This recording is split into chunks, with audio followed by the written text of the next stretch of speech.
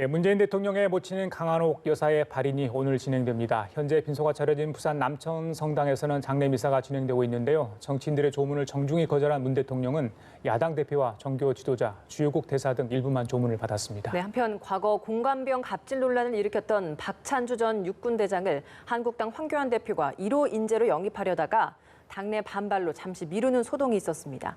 이 관련 내용들 두 분과 짚어보겠습니다. 현근택 더불어민주당 법률위원회 부위원장, 박정하 전 청와대 대변인 자리하셨습니다. 네, 어서 오세요. 안녕하세요. 안녕하세요. 자, 현 부위원장님, 고인의 뜻에 따라 일단 3일 가족장으로 치러졌습니다. 문 대통령 네 분 계속 빈소를 지키는 모습 지켜봤는데 많은 분들이 사실 조문을 하고 싶었을 겁니다. 근데 정중히 거절을 했고, 다만 야당 대표, 또 종교 지도자들, 또 주요국 대사 정도는 조문을 받으셨어요. 의미가 있기 때문에 그렇겠죠? 그러겠죠. 아무래도 이제 뭐 주요국 대사 같은 경우는 외교 관계이기 때문에 거절할 명분이 없고요. 그다음에 아마 종교계 인사들도 그동안 아마 이 종교적인 의미로 하는 거기 때문에 뭐 당연히 받는다 보는데 이제 아마 정치인 아니면 이런 분들 중에 누구는 받고 누구를 안 받냐에서 아마 얘기가 있었던 것 같은데 저는 뭐 정부 여당 인사들은 언제든지 볼 수 있잖아요. 청와대도 볼 수 있고 만날 수도 있고 이런데 여당 인사들. 그렇죠. 여당 인사들은 그런데 야당 인사들은 사실은 대통령 입장에서 만나기가 쉽지 않습니다. 그리고 또 서울에서 부산까지 찾아왔는데 거절하기도 쉽지 않고요. 그렇게 보면 이제 야당 또 보니까 당 대표 이런 분들을 아마 한 것 같은데 내려온 성의도 있고 그다음에 또 흔히 쉽게 만날 수 있는 위치가 아니니까 그런 아마 그런 거절 못할 사유가 있었던 것 같습니다. 물론 이제 국무총리라든지 아니면 몇몇 분이 있었던 것 같은데 또 뭐 아마 국무총리는 아마 제가 보기에는 그 정부를 대표하는 입장이었던 것 같고요. 다른 분들은 뭐 여당 특히 이제 여당 국회의원이나 뭐 장관이나 이런 분들은 뭐 예를 들어서 뭐 국무회의 때도 볼 수 있고 당정회의 때도 볼 수 있기 때문에 굳이 꼭 뭐 오기 시작하면 또 아마 많은 사람들이 오게 되거든요. 이런 걸 아마 감안한 것 같습니다. 예사의 조의를 표하는 거 뭐 인지상정이고요. 다 받지 못했다는 그런 형편 청와대도 많이 감안을 했을 것 같습니다. 글쎄요, 대통령이 부모상을 당한 게 아마 처음이라고 저희들이 알고 있지 않습니까?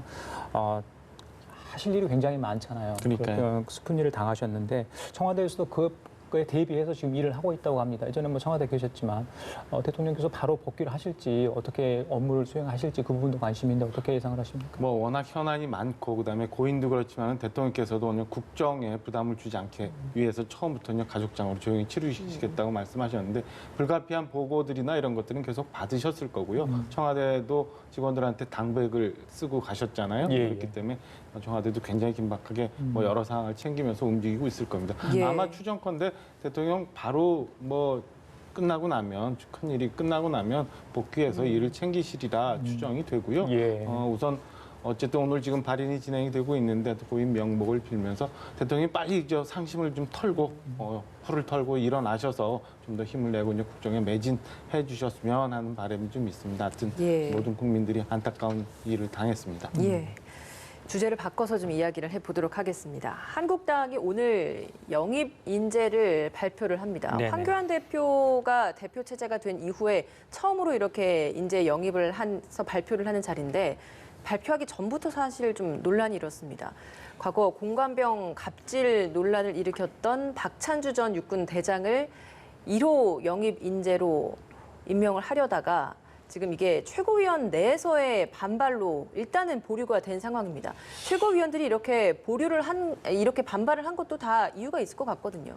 그러니까 아마 최고위원들은 아마 여론의 동향을 좀 본 것 같아요. 근데 한마디로 보면 모양이 좀 이상하게 된 모양새가 된 거죠. 왜냐하면 예전에도 보면 이제 우리 당이 이제 지난번 총선 때 또 이제 김종인 비대위 체제였잖아요. 그때 문재인 그 당시에는 이제 전 대표였죠. 이렇게 영입을 하는 걸 보면 그때 얘기를 들으면 이렇습니다. 보통 이제 사람을 먼저 보내가지고 물론 이제 선정을 먼저 하겠죠. 이분을 영입하고 싶다 그러면 사람을 보내서 어느 정도 의사를 타진해 보고 오케이 하면 직접 만나서 설득을 하고 그다음에 확정이 되면 쭉 그다음 정리한 다음에 누구를 어쨌든 일본으로 내세울 건지 이런 것도 이제 정무적인 판단을 하는 거거든요. 그러니까 박찬주 대장님 같은 경우 물론 뭐 법적으로는 이제 뭐 많이 처벌은 안 받았습니다만 공관병들의 증언이 있었잖아요. 이렇게 당했다. 그러니까 직접 한 게 아니라 뭐 부인이 했다는 얘기도 있어서 젊은이들 보기에는 대부분 군대 얘기하면 안 좋은 기억이 많거든요. 그다음에 저분이 개인적인 어떤 그런 일을 떠나서도 군인, 육군 사성 장군이라는 이미지가 과연 이런 일이 없었다고 해도 군인 사성 장군이 과연 현대에 어떤 이미지를 줄 것인가. 물론 안보 중요하죠. 안보 중요하지만 군에도 보면 예를 들어서 어떤 어려움이 있었거나 아니면 어떤 뭐 무슨 장애를 받았거나 아니면 어떤 뭐 부상을 당했거나 이런 분들도 있거든요. 오히려 더 호소력일 수 있습니다. 결국은 인재 영입에서 이론은 메시지가 중요합니다. 어떤 메시지를 줄 거냐. 근데 아마 이제 한국당에서는 적폐청산의 뭐 희생자다 이거 같은데 그건 과거 이미지죠. 그러니까 미래에 뭔가 젊은 사람들한테 메시지를 줄 수 있는, 예. 희망을 줄 수 있는 이걸 줘야 되는데 그런 걸 놓쳤다. 그런 부분을 아마 제가 보기에 최고위원들이 지적한 것 같은데 어쨌든 황교안 대표 입장에서는 리더십이나 어떤 모양새가 좀 빠진 형태가 된 것 같습니다. 예. 취소가 아니라 잠정 보류라는 점도 좀 논란이 될 것 같아요. 일단 많이 아쉽다는 생각이 들고요. 실무적으로 형식적이나 뭐 내용 면에서 많이 준비를 일단 못한 것 같아요. 우선은 형식적으로 최고위원들한테 동의를 구하는 과정이 많이 부족했었던 것 같고, 내용적인 면에서는 좀 더 많이 짚어볼 게 많은데, 인사가 보통 만사라고 하고 인재 영입이라는 게 그런 메시지를 줄 수 있어야 되는데, 자유한국당이 지금 많은 이쪽 그 보수 진영의 국민들의 지지에 답해야 되는 숙제가 좀 있잖아요. 우선 내년 4월로 있는 총선에 대한 기획을 준비를 해야 되는 거고, 그다음에 많은 국민들이 얘기하고 있는 보수 통합에 대한 숙제를 해야 되고, 근데 이런 모든 것들에 대한 단초를 보여줄 수 있는 한 장면 아니었었나라는 생각이 듭니다. 최근에 뭐 패스트트랙 관련된 의원들 뭐 공천 가산점이나 아니면 뭐 표창장 논란 뭐 이런 것들이 있는데, 과연 자유한국당이 내년 총선에 국민들한테 어떤 걸로 어떤 모습으로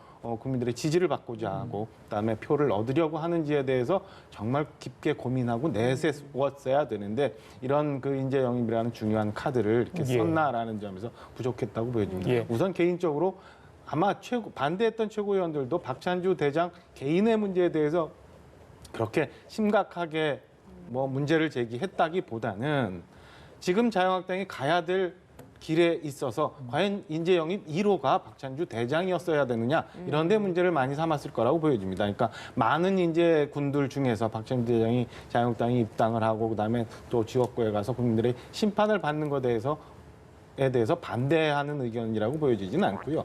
왜 지금 국민들한테 우리가 부족한 게 뭐고 어떤 거를 더 보충해야 되는지를 호소할 수 있는 그런 그 상징적인 인물이 인재 영입 1호가 돼야 되는데, 그 건에 대해서는 박찬주 대장이 좌소 못 미쳤다, 이런 판단들이 최고위원들한테 좀 있었던 것 1호라는 아닌가. 게 문제인 거지 나중에는 또 인재 영입 대상에 포함이 돼서 그때는 또 문제가 되지 않을 저는 것이다. 많은 사람들 중에 지금 현 정부에 대해서 문제를 삼고 있는 적폐청산의 대상이고, 그다음에 그 아이콘이 될 수 있는 사람이면 한쪽 편에서 이것도 우리의 모습이고 이것도 현 정부가 심판받아야 되는 부분이다라는 메시지로 어느 한 정도 일정 부분 있을 수는 있지만, 예. 이게 지금 자유한국당이 국민들한테 우리가 지금 우리 당이 나가고자 하는 길입니다 라고 보여주는 데는 많은 부분 좀 부족했다라는 예, 판단입니다. 알겠습니다. 잠시 후 11시 20분에 환영식과 함께 인재 영입 명단을 발표할 것으로 보입니다.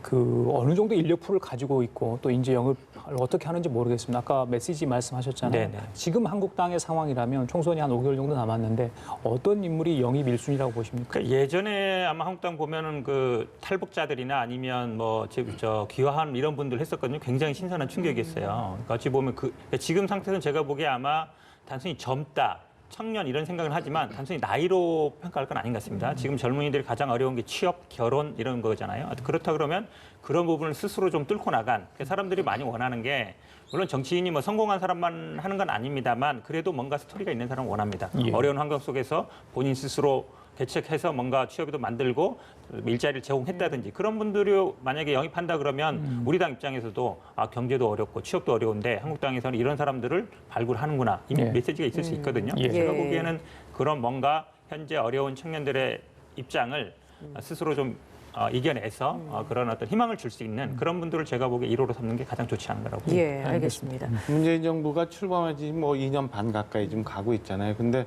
뭐 많은 국민들이 뭐 느끼고 있습니다만은 경제도 어렵고 여러 가지도 어렵는데, 가장 큰 문제는 지금 조국 사태를 거치면서 공정이라는 화두가 많이 등장을 했잖아요. 그러면 이 건에 대해서 호소할 수 있는 그런 사람들을 좀 더 물색을 했다면 훨씬 좋았을 텐데 그리고 지금 어려운 경제 상황을 극복해 나갈 수 있고 그래서 옛날에 우리가 고도 성장했던 그런 기반을 다시 만들 수 있는 그런 메시지를 줄 수 있는 분들이 먼저 앞섰더라면 훨씬 더 낫지 않았겠느냐 이런 아쉬움이 있습니다. 예. 민주당 이해찬 대표가 조국 사태 후에 첫 번째 공식 사과 입장을 밝혔습니다. 무거운 책임을 느낀다, 송구스럽다라는 이야기를 했는데 먼저 저희가 좀 영상을 준비해봤습니다. 함께 보고 오시죠. 검찰 개혁이라는 대의에 집중하다 보니 국민, 특히 청년들이 느꼈을 불공정에 대한 상대적 박탈감, 좌절감은 깊이 있게 헤아리지 못했습니다. 이 점 여당 대표로서 무거운 책임감을 느낍니다. 이 자리를 빌려 국민 여러분에게 매우 송구스럽다는 말씀을 드리겠습니다. 지금이 마지막 기회라는 마음으로 공수처 신설과 검경 수사권 조정 그리고 검찰 내부의 조직 문화와 잘못된 관행을 철저하게 개혁하는 데 혼신의 노력을 다하도록 하겠습니다. 네, 첫 번째 사과였습니다. 조국 사태 이후에요. 네네. 그리고 이 사태 이후에 이제 당 책임론, 뭐 인적 쇄신, 뭐 이런 이야기들도 당 내에서 나왔었는데 거기에 대한 입장도 밝혔습니다. 네. 총선 5개월 앞둔 시점에서 지도부 교체라는 건 뭐 총선하지 말자는 이야기다라는 취지로 이야기를 했거든요. 어제 쭉 기자 간담회 이야기 좀 어떻게 들으셨습니까? 일단 이 조국 장관 일을 겪으면서요. 저도 사실은 굉장히 혼란스러웠습니다. 왜냐하면 두 가지 우리 당내 여론이 있어요. 한 가지는 왜 조국 장관을 못 지켜주냐. 그러니까 어찌 보면 이게 광장 여론이라 할 수 있고요.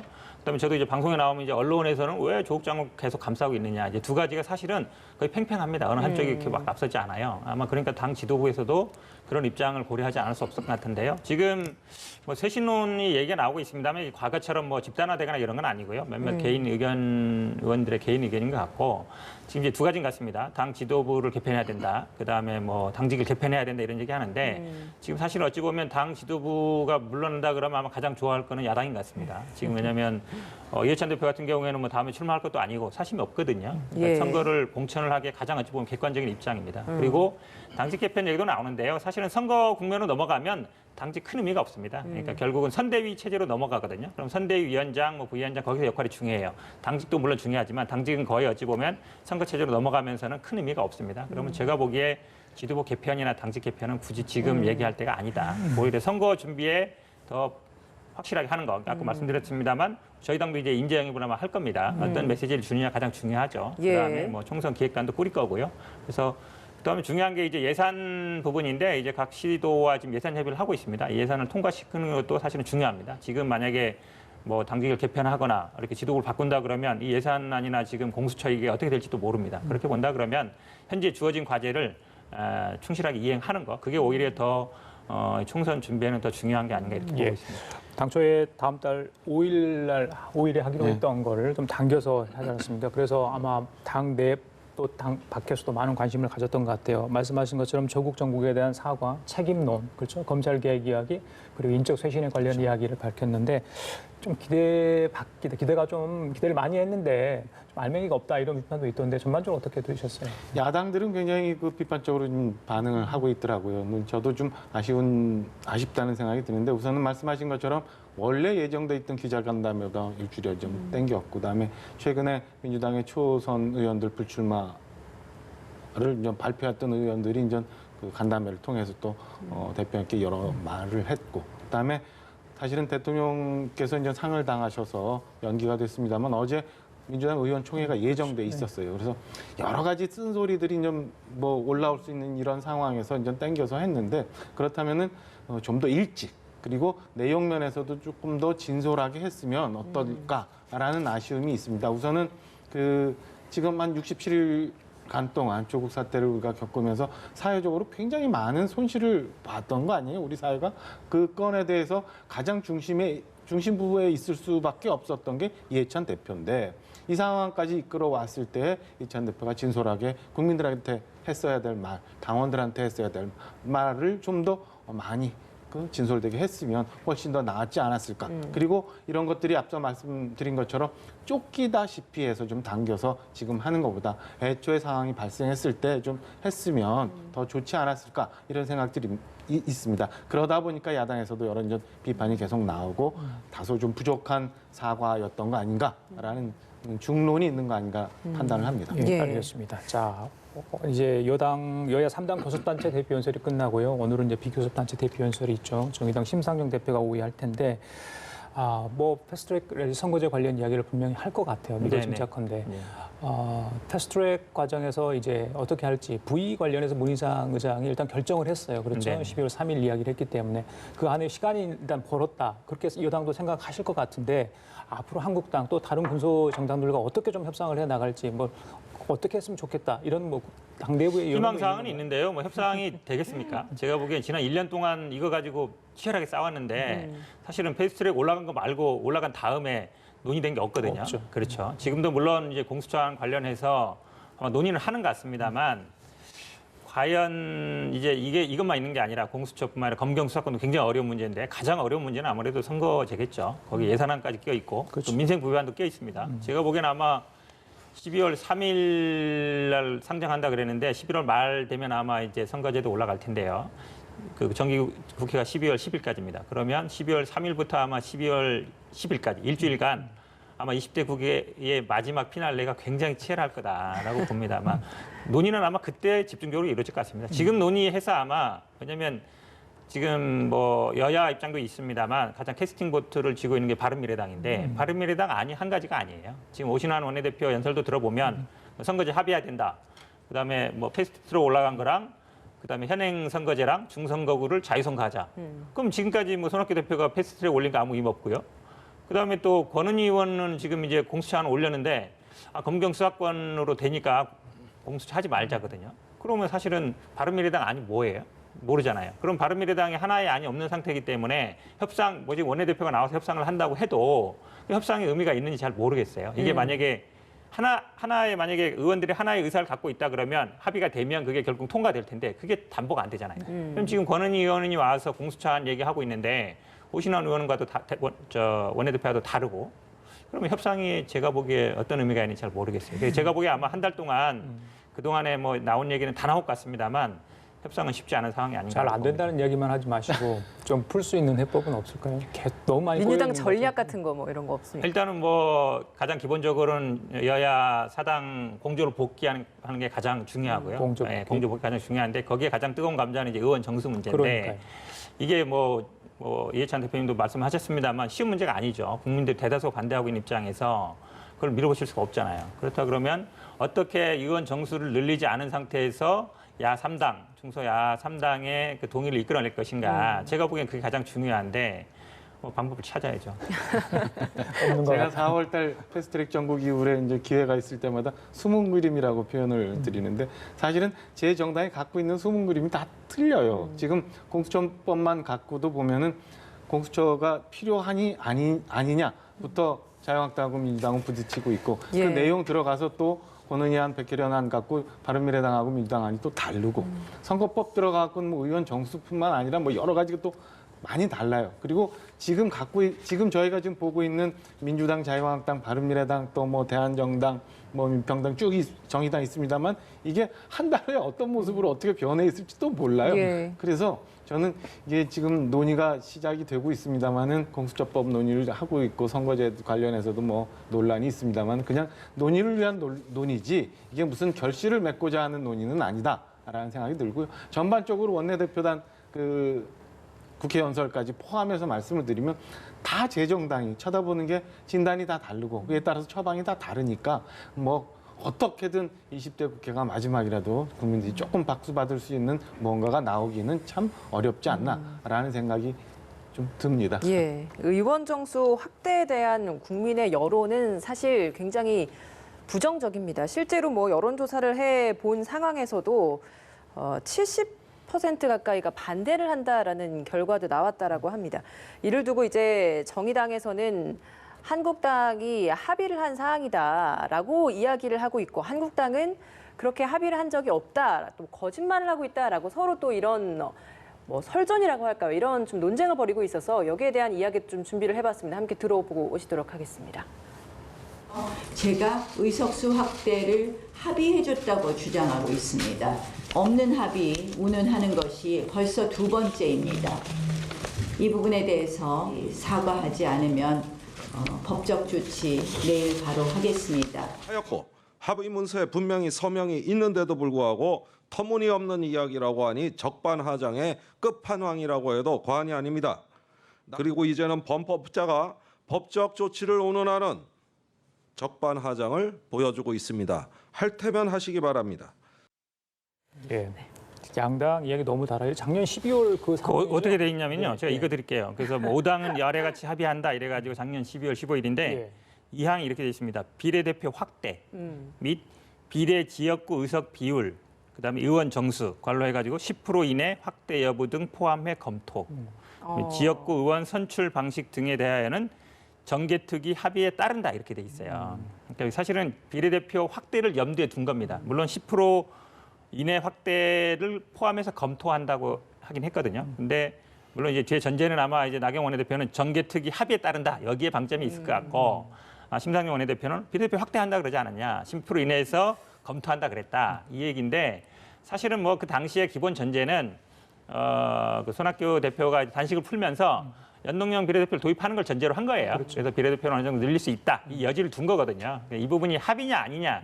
이 부분에 사실 어찌 보면 뭐 제목은 합의서라고 돼 있어요. 합의한다고 돼 있어서 제가 보기에 뭐 두 분 얘기가 다 틀린 건 아닌데 저는 심상정 의원 얘기가 조금 더 신뢰성이 있다. 어쨌든 늘리는 쪽으로 검토한다라고 한 거기 때문에 그걸 없던 얘기라 안 한다. 아마 나경원 대표는 합의는 아니다. 정개특위에서 합의하면 한 거다라고 말하고 싶겠지만 그래도 그 당시 분위기는 그런 분위기였다. 그러니까 준연동제 도입하고 10% 정도 늘리는 걸 염두에 둬서 합의를 한 건 맞다라고 봅니다. 예, 다시 한번 그 문구를 좀 두 분이 살펴봤으면 좋겠는데 이걸 가지고 뭐 법적 조치까지 한다고 하니까요. 예.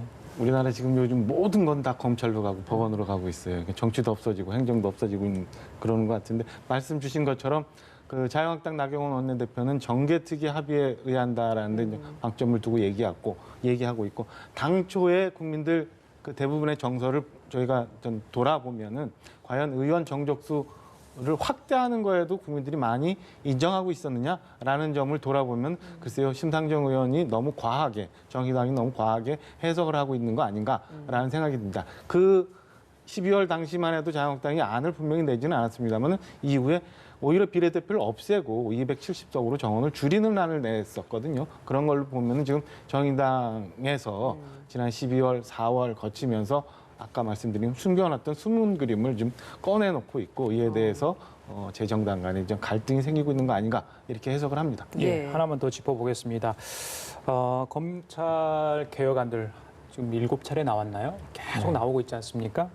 피의사실 공포 금지 관련해서 새 공보 기준이 마련됐습니다. 이게 법무부 훈령으로 마련이 됐는데 어제 확인해 보니 오보를 낸 언론사에 대해서 검찰 청사 출입 금지하는 강경 조치를 하겠다. 이 내용이 포함이 됐다고 합니다. 검찰 법조에는 기자단이 따로 꾸려져 있죠.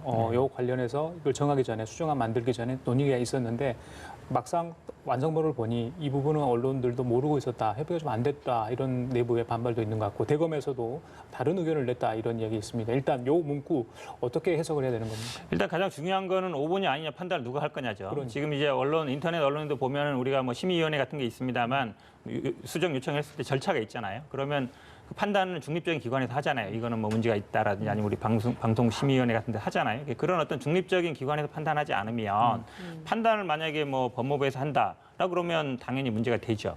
그러면 이게 5번이 아니냐 이런 부분도 있는데 저는 오히려 지난번에도 뭐 사당으로 말씀드렸는데 이제 지방 같은 경우에는 검찰 이 법조 출입 굉장히 폐쇄적입니다. 오히려 그런 걸 좀 개방하고 일반 공공기관처럼 누구든지 지시할 수 있게 하고 하는 게 오히려 더 현실적인 필요한 부분 아닌가 개인적으로는 좀 그렇게 보고 있습니다. 예. 제가 이제 기자분들을 이렇게 취재하는 걸 많이 경험해 보면 어떤 문제가 있냐면 오보가 발생을 많이 하는 경우는 어떻게 되면 충분한 설명이 없을 때 오히려 오보가 더 많이 발생해요. 그러니까 검찰청도 마찬가지고 법무부도 마찬가지인데 출입 기자, 출입 매체들이 굉장히 많은데 이게 소위 널뛴다고 하죠. 기사가 널뛴다고. 기사가 널뛰는 건 그 출입처에서 충분한 설명과 충분한 정보를 제공해 주지 않았을 때 제 언론사들이 그 추측성 보도를 더 많이 하게 됐거든요. 예. 이런 점에서 볼 때 과연 지금의 그 법무부 안이라는 게 오보를 막기 위한 거냐 아니면 언론의 재갈을 물리고자 하는 거냐라는 점을 봐야 될 것 같은데 저는 경험상 여러 가지 보면은 충분한 정보를 주고 충분한 설명을 주고 기사 방향이 제대로 갈 수 있게 해주는 게 맞지 이렇게 정보를 차단하고 접촉 금지를 한다는 게 오보를 막을 수 있는 길이 아니다라는 생각입니다. 그래서 예. 이거는 언론의 재갈을 물려서 원하는 방향으로 가고자 하는 거지 이게 결코 바른 방향, 올바른 방향은 아니라고 판단을 합니다. 한마디만 대검도- 더 하고 예, 싶은데요. 말씀하세요. 왜냐하면 사실은 이 검찰발 뉴스가 오보가 나오는 게 공식적인 브리핑이 없이 비공식적으로 나오다 보니까 그래요. 그러니까 지금도 보면 공보관 제도를 두겠다는 거잖아요. 공보관을 줘서 공식적으로 브리핑이 나오면 이런 오보가 예. 날 일이 없습니다. 근데 그동안은 개별적으로 취재를 하다 보니까 이런 문제가 생긴 거라 저는 개별적인 취재는 금지하고 법원처럼 공보관 제도를 활용하면 이런 문제는 뭐 크게 문제되지 않을 것 같습니다. 예. 대검도 반대 의견을 냈는데도 이런 방안을 추진을 했다라는 것들은 저희가 좀 어떻게 해석을 해야 되는 건지 이것도 궁금합니다. 지금 뭐 국민들 여론도 검찰 개혁에 대해서 이제 논란이 좀 있고 합니다만은 지금 조국 사태를 거치면서 하필 왜 이 시점에 이런 것들이 자꾸 나오느냐는 얘기를 많이 해요. 그러니까 조국 전 장관이 현직에 있을 때도 검찰 개혁을 여러 번 발표를 했는데 그게 나를 위한 검찰 개혁 아니냐라는 의심들을 많이 했는데 지금도 마찬가지란 말이에요. 조국 전 장관이 과연 뭐 검찰 출두를 할지 안 할지는 뭐 좀 더 봐야 되겠습니다만은 이 건을 앞두고 왜 하필 이런 것들이 검찰 개혁의 아니라고 나오는지에 대해서 우리는 한번 돌아볼 필요는 있는 것 같고요.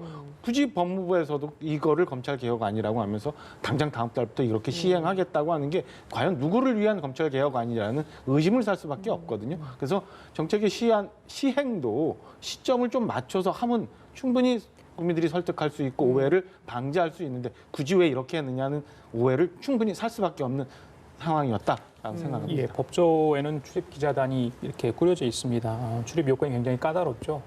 몇 명이 일선 그렇죠. 검찰청을 몇 개월 동안 몇 개를 출입을 해야 되고 그렇다 하더라도 또 법조 관련 기사만 반드시 써야 되는 여러 가지 조항들이 많거든요. 그러니까 자체 내에서 걸러낼 수 있는 장치, 그러니까 언론에서도 아마 그런 고민도 많이 했을 거라고 저는 생각하는데 굳이 법무부에서 이렇게까지 한 이유는 말씀하신 것처럼 조국 정국 사태 이후에 이게 나왔거든요. 지난번에 국감에서 송기현 의원이 약간 도쿄지검인가요? 그 얘기를 네네. 했기 때문에 혹시 또 그런 걸 참고해서 법무부가 또 마련한 거 아닌가 이런 생각도 드는데 어떻게 보십니까? 이게 공보 준칙은요 아마 지난번부터 계속 얘기가 됐던 거예요. 그러니까 아마 큰 틀은 아마 이제 법원하고 이제 검찰을 많이 비교하는데 법원은 공보관 제도가 있습니다. 그래서 브리핑하는 내용을 그렇죠. 나오는데 검찰은 그게 없다 보니까 법에는 있어요. 근데 잘 안 되다 보니까 개별 취재를 하다 보니까 사실은 어찌 보면 공식적으로 확인 안 해주지만 얘기했는데 저희들이 확인 못합니다. 그럼 이게 인정으로 받아들이기도 하고 확인 못합니다. 그럼 이게 아니구나 부정으로도 받아들이고 이렇게 해석의 차이가 나타 보니까 취재를 해서 검찰이 확인하는 과정에 그런 문제들이 많이 생겼던 것 같습니다. 아마 뭐 지금 조국 장관 말씀을 하시지만 아마 예. 조국 장관만큼 이렇게 많은 보도가 나오고 또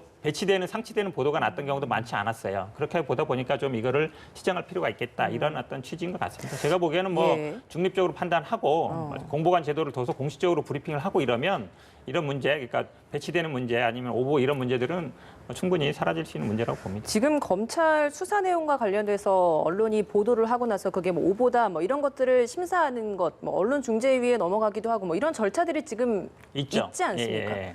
그렇긴 한데 그게 오래 걸리죠, 시간이. 저도 뭐 중재위 많이 나가 봅니다만 중재위 나가서 몇 달 걸립니다. 나중에 다 잊어버리고요. 근데 아마 이런 지금 검찰발 뉴스가 굉장히 어찌 보면 많이 나오고 있는데 이런 부분들을 좀 어느 정도 좀 이렇게 관리란 말은 좀 죄송합니다만 어느 정도 좀 공식적인 어떤 루트를 만들 필요가 있겠다 이러는 것 같습니다. 예. 제가 보기에는 이 오보 부분을 어떻게 좀 과도하게 해석할 필요는 없는 것 같고요. 예. 만약에 이게 문제가 된다 그러면 당연히 뭐 언론의 자유라든지 이런 문제 있기 때문에 충분히 뭐 시정도 할 수 있고 예. 앞으로 아마 제가 보기엔 공보 준칙을 조금 더 현실화시키고 이거를 좀 실제 실효성 있게 실행하는 게 더 중요하다고 봅니다. 예. 저는 이 시간 현재도 열심히 뛰고 있는 사회부 기자들, 법조 기자들을 너무 무시하는 처사라고 보여져요. 지금 조국 사태 이후 쭉 오면서 뭐 피의사실 공표다 아니면 어디서 흘렸다라고 얘기하는데 사실은 애초부터 문제가 됐던 뭐 논문의 제일 저자라던가 아니면 유급 후에 뭐 6학기 연속 장학금을 받았다던가 이런 것들은 정말 기자들이 발로 뛰어서 취재한 것들이거든요. 이런 것들을 다 마치 뭐 몰아서 언론과 검찰이 유착을 해서 저런 기사들이 나오고 있다라고 생각하고 이런 이런 규칙을 만드는 것 자체가 발상이 잘못됐다 이렇게 판단을 합니다. 예, 법무부 훈령입니다. 이 지금 장관이었기 때문에 법무차관 직무대행을 하고 있는 김호수 차관이 이제 서명을 하면 바로 이제 입법 예고 없이 바로 이제 시행이 들어가는데 12월 1일 아니겠습니까? 아직 뭐 기간이 있는 것 같은데 물론 언론은 팩트 체크를 해서 정확한 기사를 써야 맞겠죠. 그런데 이 부분에 대해서는 다시 한번 좀 논의를 해볼 필요가 있지 않나. 왜 그러냐면 법무부에서 만약에 시행하면 일선 다른 부처에까지 영향을 줄 수도 있다는 이런 생각이 들거든요. 어떻게 보십니까? 아마 좀 시간이 남아있는데. 법무부는 법무부 내에서만 뭐 효력이 있고요. 다른 부처까지는 아닌 것 같고요.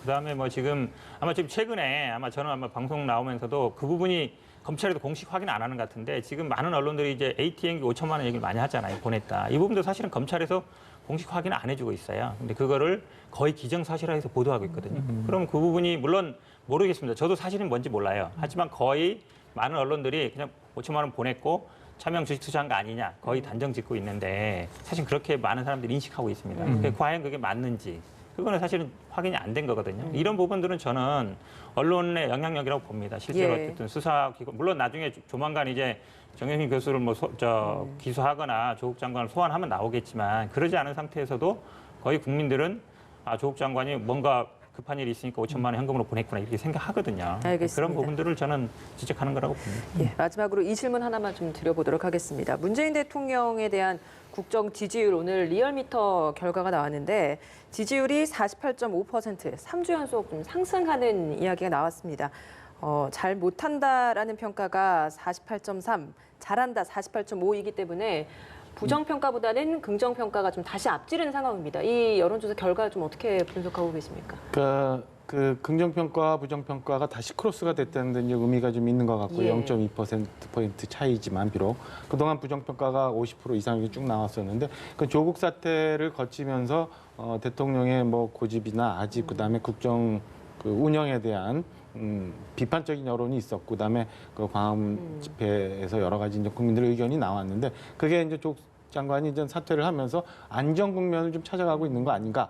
라는 생각에 당분간 이런 횡보가 있을 것 같고요. 예. 두 번째는 아까 뭐 먼저도 말씀드렸지만은 그 문재인 대통령과 정부의 그 국정에 대해서 이제 견제를 해야 되는 야당이 얼만큼 국민적인 그 지지를 받느냐가 중요한 부분인 것 같아요. 같은 조사에서 그 야당의 지지도는 3주째 또 계속 내리막을 치고 있거든요. 이런 점들이 섞여서 아마 그런 결과가 나와 있는 거 아닌가라고 추정을 합니다. 예, 현 위원장님. 예.